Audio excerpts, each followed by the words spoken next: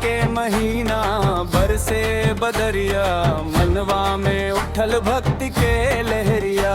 नंगे गोड़ चलत बानी हंसत गावत, जय भोलेनाथ गूंजे नगरिया।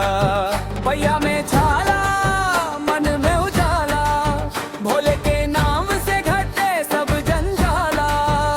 दूर बा डगरिया बाकिर ना डरिया, बाबा के दर पर मिलेला सहारा। बोल बम हर हर बम, देवघर चली हो संग संग गा हम। बाबा बैद्यनाथ के दरबार भर दी है खुशियां से संसार।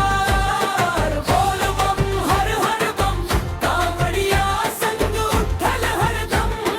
बाबा के जयकार जोर से साववा में बाजे धर्म।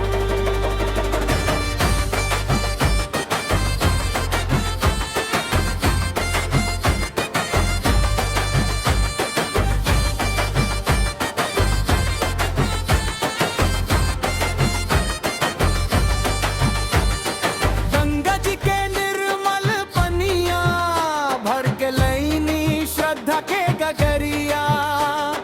भोले बाबा पर जल चढ़ीब, पूरा हो जाए मन के अरजिया। बेल पतिया धतूरा फूल, भस्म रमाइल लगे मनवा मामूल।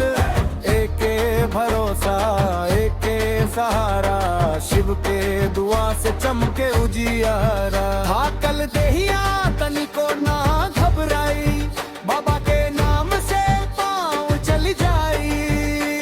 जयकारा दी साथ निभाई, कांवरिया संग दिल मिली जाई।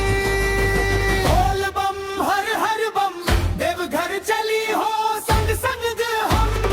बाबा बैद्यनाथ के दरबार भरती है खुशियां से संसार। बोल बम हर हर बम, कांवड़िया संग उठल हरदम। बाबा के जयकारा जोर से सावनवा में बाजे धर्म।